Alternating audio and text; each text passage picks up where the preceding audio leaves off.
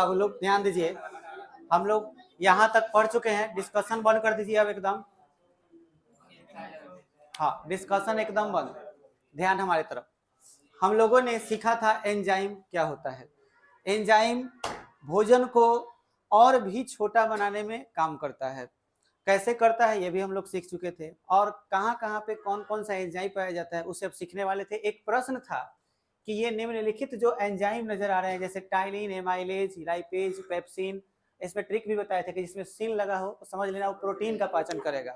तो ये सब के सब एंजाइम हैं, और ये सारे एंजाइम कहाँ पे होते हैं और क्या चीज़ का पाचन करते हैं, इन सब चीज़ों को जानना था। तो हम लोगों ने सीखा था कि टाइलिन या एमाइलेज लाला रस में होता है। लाला रस जिसको हम लोग अपने ठेठ भाषा में थूक बोलते हैं, है ना, और शुद्ध हिंदी में लार्वा बोलते हैं। और इसमें जो है इस लार ग्रंथि, जो जिस चीज में वो डिब्बे में, जिस डिब्बे में बंद है, अंदर जिस डिब्बे में बंद है, उस डिब्बे को हम ग्रंथि के नाम से जानते हैं, जिसका नाम है लार ग्रंथि। और इससे निकलते हैं कौन से, टाइलिन और एमाइलेज। और ये जब निकलते हैं तो हम जो भोजन करते हैं जिसमें स्टार्च होता है या फिर कार्बोहाइड्रेट होता है, और कार्बोहाइड्रेट का कौन सा प्रकार, डाइसैकेराइड, ये दोनों में से कोई भी हो, इनको टुकड़े टुकड़े कर देते हैं कौन, ये टाइलिन और एमाइलेज, यानी कि इनका पाचन करते हैं। समझ में आ गया? चलिए आगे बढ़ते हैं। नाम है पेप्सिन। पेप्सिन क्या है देखिए, पेप्सिन भी एक प्रकार का एंजाइम है, और ये अमाशय में प्रोटीन का पाचन करता है। 1 मिनट, बैटरी काय हो गया है रे। जिंदगी में कभी पॉजिटिव ही सोच ला करो, हमेशा खराब हो गया, खराब हो गया, कैसे क्या चल रहा है, समझ में आया? जितना निगेटिव सोचोगे उतना ही खराब सोच, उतना ही मुंह खराब, सब चीज खराब होता जाएगा। ठीक है, पॉजिटिव सोचो। आइए आगे बढ़ते हैं। हम लोग पढ़ रहे थे पेप्सिन के बारे में। पेप्सिन अमाशय में प्रोटीन का पाचन करता है। तो देखिए ये अमाशय क्या है हम आगे बताएंगे आपको, लेकिन अभी आप सीधे समझिए, प्रोटीन का पाचन करता है कौन, पेप्सिन। ठीक, नाम है ट्रिप्सिन। फिर से देखिए छोटी आंत, तो छोटी आंत के बारे में भी आगे बताएंगे। फिलहाल देखिए इंपॉर्टेंट क्या है, प्रोटीन, प्रोटीन का पाचन करता है। लाइपेज, ये किसका पाचन करता है, वसा का। तो लाइपेज याद रखिएगा, एग्जाम में आता है। छोटी आंत में वसा का पाचन करता है। माल्टेज, सुक्रेज और लैक्टेज, इन तीनों का एक ही काम है। छोटी आंत में डाइसैकेराइड, बोले तो कार्बोहाइड्रेट, को मोनोसैकेराइड। अब समझ लो, डाइसैकेराइड थोड़ा जटिल हो गया, डाई माने दो, पहले इसको तोड़ेगा तो डाई को मोनो में बदलेगा, मोनो माने। तो ई क्या करता है कि डाइसैकेराइड को तोड़ता तो है, लेकिन पूरा बढ़िया से नहीं, बुकनी बुकनी नहीं करता है। समझ में आया? तोड़ता है लेकिन किस चीज में, मोनोसैकेराइड में। और मोनोसैकेराइड में तोड़ने का काम अर्थात किस चीज में, कार्बोहाइड्रेट का पाचन करता है। बोलो क्लियर हुआ? आगे देखते हैं। तो इसका आंसर कंप्लीट हो गया। अब आप ध्यान सुनिए, कार्बोहाइड्रेट 3 प्रकार के होते हैं। एक सरल, सबसे आसान मोनोसैकेराइड, जो बहुत बढ़िया से पाचन हो जाएगा, खाइए पच जाएगा। मध्यम में होता है डाइसैकेराइड, थोड़ा सा जटिल, और सबसे ज्यादा जटिल पॉलीसैकेराइड। अगर हम कहें कि अगर आप कुछ खाए और उसमें पॉलीसैकेराइड है, तो पॉलीसैकेराइड का पाचन अगर होगा तो पहले वो किस चीज में टूटेगा, डाइसैकेराइड में, और फिर उसका आगे जाकर फिर से अगर कहीं पाचन हुआ तो किस चीज में, मोनोसैकेराइड। ऐसा नहीं है कि मोनोसैकेराइड है तो डाइसैकेराइड हो जाएगा, डाइसैकेराइड है तो पॉलीसैकेराइड होगा। माने सीधे सीधे ऐसे नहीं है कि पहले बिया हो गया, फिर हो गया कि मटकोर हो गया, फिर क्या हुआ कि तिलक चढ़ गया, फिर छेका हो गया, तब तो जाकर अगुआ आना शुरू हुआ। और ऐसे नहीं होगा, पहले अगुआ। समझ में आता है? ये बात ध्यान रखना है, पहले पॉलीसैकेराइड से डाइसैकेराइड, डाइसैकेराइड से मोनोसैकेराइड। बोलो बुझा गया? आगे समझते हैं।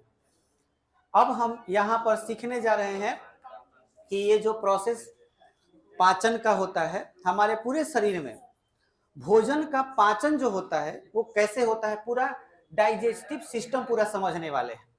तो एकदम बढ़िया से सुनते जाइएगा, इसमें भर पेट ऑब्जेक्टिव मिलेगा। ठीक है, ऑब्जेक्टिव ध्यान से समझते जाइएगा, और सब्जेक्टिव तो खुद अपने आप में ये दीर्घ उत्तरीय प्रश्न है कि पाचन तंत्र को समझाएं। ठीक है, तो एकदम बढ़िया से सुनते जाइए। सबसे पहला चीज आपको हम सिखा रहे हैं पाचन के बारे में। तो पाचन ऑलरेडी पहले बता दिए हैं, फिर भी समझ लीजिए। बड़े बड़े पदार्थों को छोटे छोटे पदार्थों में तोड़ना क्या कहलाता है? पाचन कहलाता है। क्या ऐसा हमने बताया था? ओके। अर्थात दूसरे शब्दों में समझिए, जटिल पदार्थ, जैसे आपने देखा जटिल पदार्थ में प्रोटीन क्या है? जटिल पदार्थ है। वसा भी क्या है? जटिल पदार्थ है। पॉलीसेकेराइड क्या है? जटिल पदार्थ है। अगर सबसे सरल पदार्थ कोई है तो वो क्या है? मोनोसेकेराइड। तो ये सब जितना जटिल पदार्थ है, इसको खाली दांत से चबा के तुर के नहीं मोनोसेकेराइड में बदल सकते हो। खा लोगे मोनोसेकेराइड, खा लियो, ठीक है, पाचन हो जाएगा। पॉलीसेकेराइड जैसे कि रोटी खा लिया, ठीक है, भुजा खा लिया, मछली खा लिया। मछली खा लिया तो मतलब प्रोटीन खा लिया, तुम भर पेट प्रोटीन खा लिया। ओकरा के पचाने में बहुत मुश्किल। अंदर का जो मशीन है वो, अब कोनो मशीन ज्यादा देर तक काम करेगा तो वो गर्म हो जाएगा। समझ में? जब हम लोग खाना खाते हैं तो डिपेंड करता है कि क्या खा रहे हैं। अगर आप मछली खा रहे हैं तो अंदर का जो मशीन है वो बहुत देर तक काम करेगा उसको पचाने में। प्रोसेस बहुत लंबा चौड़ा चलता है। अब वही साधारण कोई चीज खा लीजिए, कोई दिक्कत नहीं है। मोनोसेकेराइड वाला कोई चीज खा लीजिए, बड़े आराम से पाचन हो जाएगा। तो जटिल जो पदार्थ होते हैं, उन जटिल पदार्थों में प्रोटीन आ जाता है, वसा आ जाता है और पॉलीसेकेराइड आ जाता है। ये सारी चीजें शरीर के अंदर जाती है। तो उनको जब तोड़ने का काम, यानी कि सरल पदार्थ में ये बदल जाते हैं, तो बदलने की प्रक्रिया को क्या कहते हैं? पाचन कहते हैं या पचना कहते हैं। ठीक है। पाचन एक भौतिक रासायनिक प्रक्रिया है। भौतिक रासायनिक प्रक्रिया क्यों? भौतिक मतलब फिजिकली। फिजिकली का मतलब सीधे सीधे हम लोग फिजिक्स की भाषा में बोलते हैं कि अब कोई है गोबर फेंकने जा रहा है, ठीक है, तो छांटी नहीं उठ रहा है, तो बगल वाले से तन भाई उठवा दो, तो क्या उठा देता है। तो क्या है? कैसा मदद किया? रासायनिक की भौतिक मदद? भौतिक मदद किया, उसको कहेंगे भौतिक मदद करना। समझ में आया? अब आप घर में दही जमाना चाहते हैं, ठीक है, अब दही जमाना है तो खाली दही के जाके दूध के सामने ए दही जम जा, तो जम जाएगा बोलने से? अच्छा, किसी से जाके कहोगे ए तने हमारा दही जमवा देना, ऐसा हो जाएगा? उसके लिए क्या कह रहा है? उसमें जोरन डालना पड़ेगा। तो ये कौन भौतिक हुआ? भौतिक मदद हुआ कि रासायनिक मदद हुआ? ये रासायनिक मदद हुआ, है ना। रासायनिक मदद का मतलब कि कुछ चीज मिला के कुछ चीज नया बना दिए। समझ में आया? अब देखिए आगे बढ़ते हैं। तो आगे बढ़ते हैं। इसमें देखिए, हम लोग जब भोजन करते हैं तो दांत से चबाते हैं। दांत से चबाने से पहले मुंह से नहीं, हाथ से उठाते हैं। हाथ से उठाते हैं। कोई जानवर उठाता है भाई, जानवर। अब जैसे भैंस है तो अपना गोर लगा के थोड़ी ऐसे खाना उठाएगा, मुंह से ही खाएगा, मुंह से ही पिएगा, ठीक है। आप ठीक हाथी को ले लीजिए, उसका सुर है तो सुर से पकड़ता है, मुंह में डाल देता है। और हम लोग क्या है? हम लोग हाथ से उठाते हैं कभी भी, है ना। कुछ कुछ ऐसा चीज है जिसमें हम डायरेक्ट मुंह का यूज करते हैं, जैसे चाउमीन गए मुंह के उसके पास लेकर श्राप देखिए मारे, ठीक है। चम्मच का भी चाय है, ठीक है, सटा। तो सुनो बाबू, फिजिकली हमने अपने हाथ का प्रयोग किया, फिर शरीर के अंदर हो गया तो फिर दांत का प्रयोग किया, ठीक है। और इन दोनों प्रक्रियाओं में हम इसको भौतिक कह सकते हैं। रासायनिक किसको कहेंगे? कोई चीज केमिकल्स जो हमारे शरीर के अंदर में हार्मोन नहीं, ग्रंथि में मौजूद है और उस ग्रंथि से जो लिक्विड निकला यानी एंजाइम निकला वो चीजों को छोटे छोटे टुकड़ों में बांट दे रहा है, तो ये क्या है? रासायनिक हो गया। तो इसलिए आपसे पूछा जाए कि पाचन किस प्रकार की प्रक्रिया है, तो आप आंसर में क्या बोलेंगे? वो भौतिक भी है और रासायनिक भी है, इसलिए बोल सकते हैं भौतिक रासायनिक, है ना। फिजियो केमिकल रिएक्शन है। चलिए आगे बढ़ते हैं। पाचन केवल प्रोटीन, वसा और कार्बोहाइड्रेट का होता है, ये बात याद रखें। खाना में हम जो कुछ भी खाते हैं उसमें 3 ही चीज मुख्य है और वो है प्रोटीन, वसा और कार्बोहाइड्रेट। इसलिए पाचन केवल इन्हीं का होता है। कोई पूछ दे कि विटामिन के पाचन होता है? नहीं, उस शरीर अपने आप उसको अवशोषित कर लेता है। समझ में आ गया? अच्छा, खनिज, लवण और विटामिन के लिए पाचन की आवश्यकता नहीं है।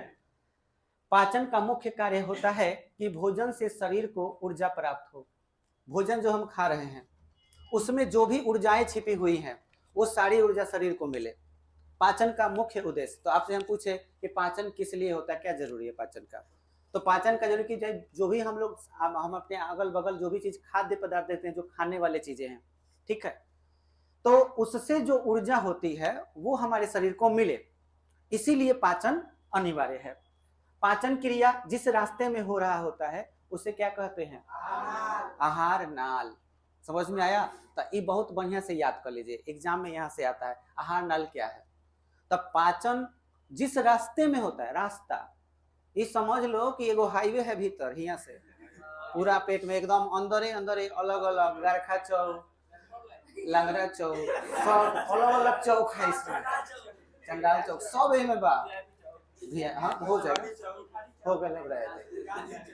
गांधी चौक, गांधी जी का ही नाम बदनाम किया। सुनिए बाबू, तो मैं ये बोल रहा था कि बाबू हमारे शरीर के अंदर एक रोड मैप है, रोड, उस रोड में भोजन का पाचन जगह जगह पर अलग अलग, फुचका दुकान बोलने का मतलब ग्रंथि छिड़काव करेगा एंजाइम, दूल्हा जा रहा होगा, ठीक है, मतलब भोजन, और उसका क्या होगा, उसका छोटा छोटा टुकड़ा होगा बीच बीच रास्ते में अलग अलग जगहों पर, और यही पाचन है। तो आपसे पूछा जाए आहार नाल क्या है, तो पाचन क्रिया जिस रास्ते में हो रहा है उसे हम आहार नाल कहते हैं। और उस दौरान पाचन का कार्य रास्ते में ही भिन्न भिन्न जगह पर कुछ पाचक ग्रंथियों एंजाइम छोड़कर पाचन का काम करती है। अब सुनो, पाचन देखो, ग्रंथि मतलब क्या, आप समझ गए। ग्रंथि दो तरह का होता है, एगो हार्मोन वाला ग्रंथि, उसका नाम क्या है, बाह्य, और जो एंजाइम वाला ग्रंथि है उसका क्या नाम, अंतः ग्रंथि, ठीक है। तो दो गो फुचका दुकान, एगो अंतः और एगो बाह्य, समझ में आ रहा है। अंतः वाला से एंजाइम निकलेगा और बाह्य वाला से क्या निकलेगा, हार्मोन निकलेगा।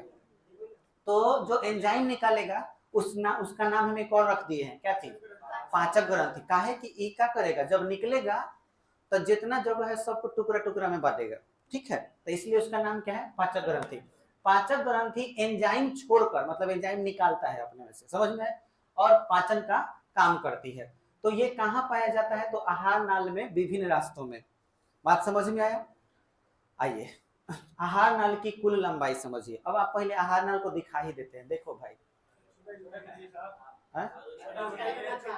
अच्छा सुनो, ये देखो, आई देख रहे हो ना, और ये लौ में एकदम है गयल बा, यहाँ बीच में फूलल के पेट कह जाला। तो ये ऐसे होते हुए ऐसे होते हुए ऐसे होते हुए ये डिजाइन दिख रहा है, ये जो लामा रोड देखा ना, देखो कि गारखा चौक, यहाँ से अब पातरे रोड पकड़ लो, ऐसे गली टाइप के यहाँ आयला के बाद थोड़ा घेरवा टाइप का पेड़ और लगा होगा इधर उधर, ऐसे चलते हुए ऐसे घुमाव है। ये पूरा जो रोड देख रहे हो इसका नाम है बाबू आहार नाल। इसी रोड में अलग अलग जगह पर छिड़काव मशीन है, वो क्या करेगा, एंजाइम का छिड़काव करेगा और भोजन का क्या होगा, है? बहुत अच्छा, तो पाचन बोल सकते हैं शॉर्टकट में, ठीक। आइए अब थोड़ा जान ले कि इसका लंबाई कितना, कै फीट, 32 फीट। आदमी कै फीट के, 5 से 6 रेंज, 5 से 6 फीट। अब बोल आदमी के भीतर एगो आहार नाल है, ओकर लंबाई कै फीट, उसे अगर खींच दो तो 32 फीट, तो खींचना नहीं मर जाएगा, ठीक है। तो शरीर के अंदर आहार नाल की लंबाई 32 फीट, अगर बताना हो मीटर में तो क्या कहेंगे, 9 मीटर। बोलो बुझा गया। तो ऑब्जेक्टिव यहाँ से पूछता है कि शरीर में आहार नाल की लंबाई कितनी होती है, 32 फीट। आहार नाल के मुख्य हिस्सा जो आप देख रहे हैं, इसमें आप सीधे सीधे समझते जाइए। हम शरीर के अंदर वाले हिस्सा के बारे में फिगर बनाए हुए हैं, घर पे आप इस फिगर को बनाने का पूरा प्रयास करेंगे, प्रैक्टिस करेंगे, और हम आपसे पूछेंगे भी, बोर्ड पे बनवाएंगे भी, ठीक है। आपको क्या करना है कि इसका बहुत बढ़िया से प्रैक्टिस करना है। जिसका तीर का चिन्ह जहाँ पे लगा हुआ है उसका नाम भी याद रखना है। जैसे आपको धीरे धीरे हम याद करवा रहे हैं, ध्यान से समझिए। मुख गुहा हम किसको कहेंगे, गुहा शब्द गुफा के लिए आया है। हम लोग का मुंह है जो गुफा के समान है, ऐसा हम लोग बोल सकते हैं, ठीक है। भोजन इसी गुफा में न जाता है, ठीक है। तो कहने का मतलब है कि मुंह का ये वाला जो पोर्शन है, इसको हम लोग क्या बोलते हैं, मुख गुहा कहते हैं। अब ध्यान से सुनिएगा, ये पहला पार्ट था रोमन के 2 में ग्रास नली। पहले आप ना हई वाला सब बढ़िया से देखिएगा, काला काला जो लिखा हुआ है ना, पहले उस पर ध्यान देना है। पहला नंबर मुख गुहा, ये वाला हिस्सा, ये वाला, और इसके बाद है जो लंबे आ रहा है यहाँ से, समझ में आया, गर्दन में भीतर, तो इसका नाम है ग्रास नली। इंग्लिश में फूड पाइप, फूड पाइप माने फूड पाइप में जा रहा है, समझ में आया, इसीलिए नाम फूड पाइप, फूड माने भोजन, जौना नली में भोजन जाए। देखिए इसके बाद हई जो जगह देख रहे हो, तो हमारे शरीर के अंदर हई वाला जो हिस्सा है, पेट 2 गो होता है। पेट एगो सामने वाला जो पोर्शन दिखता है वो है पेट, समझ में आया। अब पेट के अंदर एगो और पेट होता है, उसका नाम क्या है, अमाशय। तो एगो सेकंड हैंड पेट अंदर है, फर्स्ट हैंड बाहर, समझ में आया। इसमें चर्बी आ जाता है, चर्बी उर्बी आ जाता है, तो वही कहते हैं कि हाँ इसका पेट तोन जो है एकदम आ गया, फैल गया। लेकिन हमारा अमाशय जो है वो भीतर रहता है, समझ में आया, जिसमें खाना जाता है, रुकता है। आइए आए सब बताएंगे बाबू, पहले आगे देखिए ना, पहले सब देख लीजिए अंदर क्या क्या है, ठीक है। शरीर के आपके अंदर भी है, मेरे अंदर भी, सबके अंदर है। आइए, इसका नाम क्या है, अमाशय। अच्छा, इसके बाद हई वाला जो हम देख रहे हो पतला वाला पाइप, ये वाले जो पाइप का नाम है, इस पाइप को केवल यहाँ तक, इसको हम कहते हैं छोटी आंत। बात पूछा है, छोटी आंत। तो पहले अब आपसे पूछा जाए अमाशय से कौन सा आंत जुड़ा रहता है, तो आंसर बोलना है छोटी आंत। अब इसके बाद जो है डिजाइन देख रहे हो, ऐसे घुमावदार होते हुए ऐसे आया हुआ है, इसका नाम क्या है, बड़ी आंत। बोलो बुझाया। तो छोटी आंत और बड़ी आंत में नाम इसका बड़ी आंत क्यों है, क्योंकि इसकी लंबाई अधिक होती है और इसकी लंबाई क्या होती है, छोटी होती है। लेकिन फिक्स नहीं है कि कौन कितना लगभग होता है, बात बुझाया। लेकिन आपको याद रखना है, ये अमाशय से जो जुड़ा हुआ है वो छोटी आंत है, और ये वाला जो है वो क्या है, बड़ी आंत है। बोलो इतना बात समझ में आया। और इसके बाद लास्ट वाला, बड़ी आंत का सबसे लास्ट वाला जो पोर्शन होता है उसे हम क्या बोलते हैं, गुद्दा। तो हम अपने शरीर में जो रास्ता है आहार नाल, उसको लगभग कितने हिस्सों में बांट सकते हैं, 6 हिस्सा। सबसे पहला हिस्सा मुख गुहा, दूसरा ग्रास नली, तीसरा अमाशय, चौथा छोटी आंत, फिर बड़ी आंत, फिर गुद्दा। समझ में आ गया। आइए अब इसमें सब जो चीज लिखा हुआ है, इस सब को डिटेल में अब आगे देखेंगे, समझते जाइए।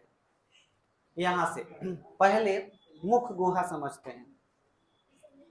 इसमें दांत होता है, तो हम लोग सबको जानते हैं मुंह में ही दांत होता है कि नहीं, अच्छी बात है। अरे तुम नहीं जानता था, चलो देखो इसमें दांत है अंकल हो, देखना क्या फेरे वाले रे, जो भोजन को छोटे छोटे टुकड़ों में बांटता है, अर्थात पाचन मुख गुहा से ही शुरू होता है। इसमें ज्ञान का बात यहाँ पर है, पाचन कहाँ से शुरू होता है, मुख गुहा से शुरू होता है। ऐसा नहीं है कि छिपा है, रोटी है तो वही में तुर तर के पूरा पूरा तुर दिया, जब दांत से करना तो वहां से पाचन ना हुआ, जब तक मुंह के अंदर नहीं गया पाचन नहीं। समझ में आया। तो पाचन मुख गुहा से यानी मुंह से शुरू होता है, तो समझबे, समझबू। देखिए मुख गुहा में 3 जोड़ी लार ग्रंथि होती है। अब ध्यान से सुनिएगा, यहाँ मुख गुहा में 3 जोड़ी लार ग्रंथि। तो अब आइए मुख गुहा के पास, बाबू भाई मुख गुहा है, मुंह, इसी के पास में इधर इधर थोड़ा सा इधर 3 गो आपका लार ग्रंथि है। लार ग्रंथि से क्या निकलेगा, एंजाइम। ग्रंथि है तो क्या निकलेगा, एंजाइम निकलेगा। तो सवाल पूछता है कि लार ग्रंथि से कौन कौन एंजाइम निकलता है, तो आंसर पैरोटिड, सबलिंगुअल, सबमेंडिबुलर।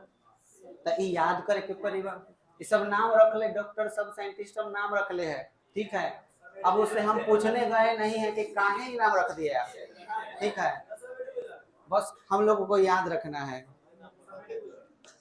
लार ग्रंथि में 3 तरह का बाबू लोग एंजाइम होता है, ठीक है। 3 जोड़ी लाल ग्रंथि होती है, सॉरी हम एंजाइम बोल दिए। 3 जोड़ी लाल ग्रंथि होती है जिसका नाम पैरोटिड है, सबलिंगुअल है, सबमेडिबुलर है। देखिए हम एंजाइम बोल दिए हैं जबकि ग्रंथि होता है, ग्रंथि बोलना चाहिए मेरे को। यहाँ पर 3 तरह के पाउच मतलब ग्रंथि बोल सकते हो, और उस तीनों में से लाला रस निकलता है। समझ में आया? जिसमें एक ग्रंथि का नाम है पैरोटिड। अब पूछा जाए कि पैरोटिड एंजाइम है कि ग्रंथि है? ग्रंथि है। इसमें से क्या निकलता है? एंजाइम। समझ में आया? इससे भी एंजाइम निकलता है, ऐसे भी एंजाइम निकलता है। ऐसे चल रहा है ना? चलिए ठीक। अच्छा बाबू लोग अब ध्यान से सुनते जाइए। इसमें नो कहे हैं पहले ही कि भर पेट ऑब्जेक्टिव मिलेगा, ये सब बढ़िया से याद भी कर लीजिएगा। देखिए पैरोटिड, पैरोटिड ग्रंथि सांप में भी होता है जिससे जहर निकलती है। बात बुझाया? तो आपको एक अपवाद में ही बात बता दिए हैं। सांप में जो हमें पैरोटिड ग्रंथि है वो सांप में भी पाया जाता है। तो वह सांप जब काटता है तो काटने के बाद अपने पैरोटिड में से एक वो लिक्विड निकालता है और उसी लिक्विड में जहर होता है। बात समझ में आया? मनुष्य में प्रतिदिन 1.5 लीटर तक लाल यानी कि थूक लाला रस बनता है। बात समझ में आया? पूरे शरीर में जितना आप भोजन वोजन कर रहे हो उससे जो भी ऊर्जाएं आपको प्राप्त हो रही है, तो हमारे लाल ग्रंथि जो है ऑटोमेटिक पूरे 24 घंटा में कितना लीटर? 1.5 लीटर। ये लगभग आपको याद रखना है। अब सुनिए, लार में पाए जाने वाले एंजाइम, लाला रस जो है उसमें एंजाइम कौन कौन होगा? तो देखिए पहला लाइसोजाइम। अब आप ये जो सीख रहे हो ये देखिए पैरोटिड, सबलिंगुअल, सबमेडिबुलर, ये सब में से लार निकलता है। और ये जो लार निकल रहा है उसमें जो एंजाइम है उसमें पहला एंजाइम का हमने नाम बताया है, क्या चीज? लाइसोजाइम। क्या करता है ये?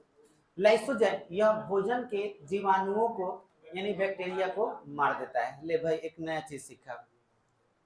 आप खाना खा रहे हो, हम लोग कितना गलती करते हैं, कभी कभी खाना खाने के लिए हाथ उतना ही धोते हैं, यही अपन बेलचा लगाते हैं अब पूरा एकदम गपाक गपाक, हाथ में बैक्टीरिया रहता है, बैक्टीरिया जीवाणु लगा हुआ रहता है। वो जब आप खाएंगे तो बैक्टीरिया भी साथ में जाता है। लेकिन हमारी बॉडी अपनी रक्षा खुद करती है। तुम करो या ना करो, शरीर के अंदर जो भी बैठा हुआ है वो रक्षा करने के लिए तैयार है। जैसे ही बैक्टीरिया हमारे मुंह के अंदर जाता है तो लाला रस में पाया जाने वाला लाइसोजाइम ये तुरंत ढूंढ ढूंढ के कहाँ कहाँ 1200 सारा बैक्टीरिया के एकदम फचाक फुचुक सब खत्म मारा जाइए सब। समझ ना सर? ढिसुम ढेसम सब चलते रहते हैं, फाइटा पोएटी पूरा खत्म, खलास, फिनिश। समझ में? तो इस तरह से लाइसोजाइम जो है बैक्टीरिया पर अटैक करता है और बैक्टीरिया को खत्म। आइए आगे समझते हैं। उसी में, उसी लाला रस में एक और चीज टाइलिन और डाइस्टेज या इसको एमाइलेज कह सकते हैं, जो पहले अभी हम लोग पढ़े थोड़े देर पहले। तो एमाइलेज और टाइलिन ये भी पाया जाता है। ये दोनों अभी अभी हम लोग पढ़े हैं। स्टार्च, स्टार्च को आप और क्या बोल सकते हो? चोकर बताए थे। मंड भी कहा जाता है, का पाचन करते हैं। स्टार्च क्या है? किसी भी अनाज के ऊपर का छिलका, बता दिए हैं। अब सुनिए, उसी लाला रस में ही और क्या पाया जाता है? म्यूकस पाया जाता है। भोजन को चिपचिपा बना देता है। जब हम भोजन खाते हैं, लड़का के देखबो लो खाना खाई उगिल दी है ना, हमनियों के कबो कबो क्या है खाते हैं अब बहुत पूरा उगिल देते हैं, पूरा उगिल कीजिएगा। अब कबो कबो गरम चीज खा रहे हैं हेरे हेरे ढो के हेलो उगिल करते रहे होता है। हाँ? अरे बहुत बार जब आपको बहुत जोर से भूख लगा होगा, आप घर पर गए खाना खाना खाना और खाने के पास जैसे गए ले अब जैसे ही रोटी को एकदम मोड़े एकदम गरम में पूरा गरम और रोटी के पूरा बाहर बाहर निकाल के और उसके बाद उगिल दिया है पूरा ओकरा के। अरे जैसे अटर डाला पाचन की प्रोसेस शुरू हो गया था।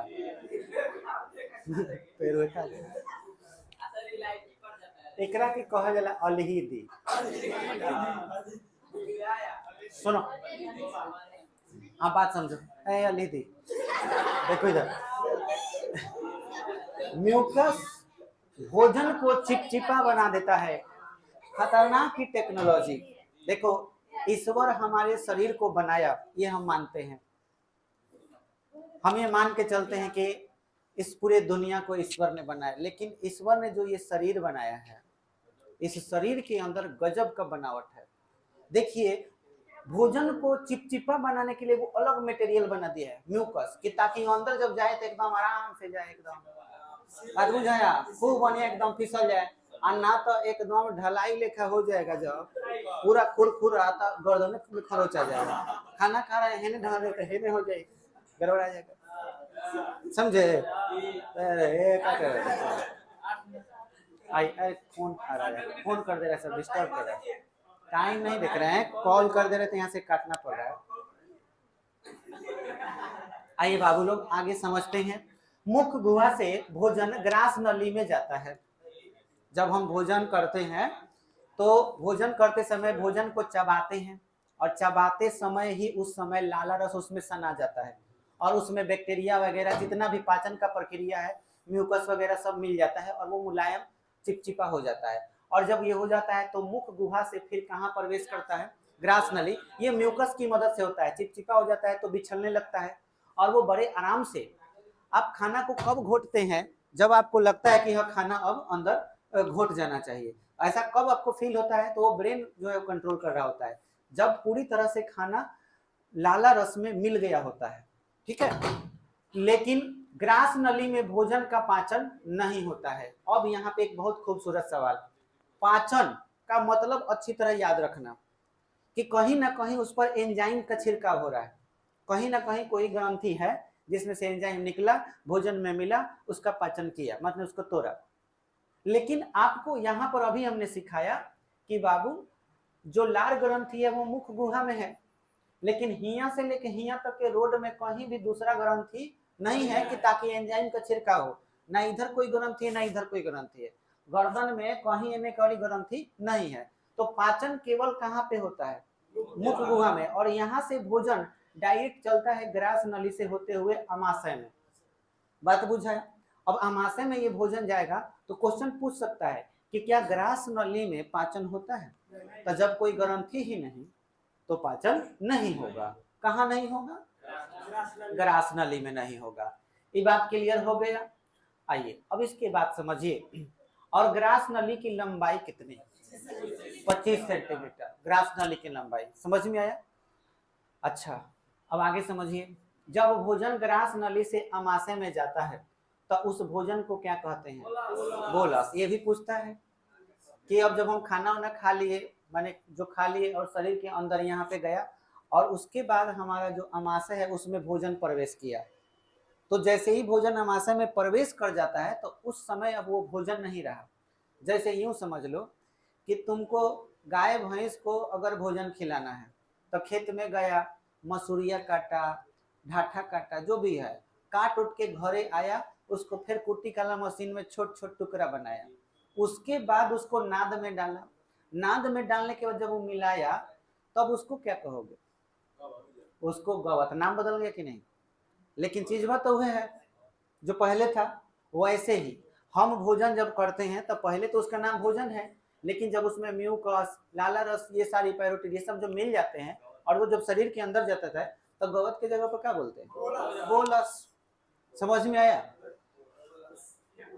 बोलस का मतलब दूसरा अर्थ मत निकालना। बोलस माने समझ रहे हो कि हाँ बोल, बोलस। आगे समझिए, अब सुनिए, भोजन कहाँ जा रहा है? अमाशय में। अमाशय अर्थात पेट में। पेट में भोजन कितना देर रहता है? 4 घंटा भोजन आराम से पेट में रहेगा। अमाशय के कितने भाग होते हैं? 3। अब अमाशय में भी अलग अलग घर है ना? अब 3 गो भाग है, जिसमें एक का नाम कार्डियक है, कार्डियक, और एक का नाम है फंडिक। एक का नाम है पाइलोरी। समझ में आया?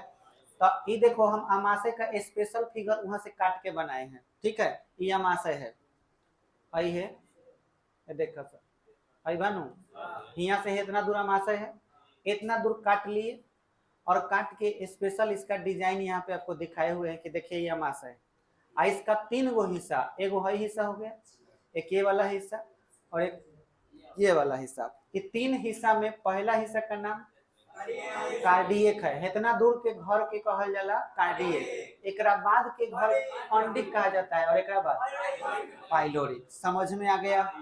आइए आगे समझते हैं। सुन ना ओकर बारी है, पहले 3 गो समझ गया ना कि पेट के 3 गो हिस्सा है, एक कार्डियक है, खंडिक है, पाइलोरिक है। अब कार्डियक को समझो बढ़िया से, कार्डियक क्या है? समझ है? नहीं है, वीडियो ना देखो सर। हाँ, तो ये बोल रहे थे ना कि ये कार्डियक वाला, कल भी बायोलॉजी रख दें, कल भी पढ़ लेते हैं, काले है खत्म कर देंगे नू, तो इसके बाद सब सुन लेंगे, ठीक है। और तो इस शनिवार तक रख लो पूरा, सोमवार को सुन लेते हैं, ठीक है। तो इसके बारे में अध्ययन जो है हम लोग अगले दिन करेंगे।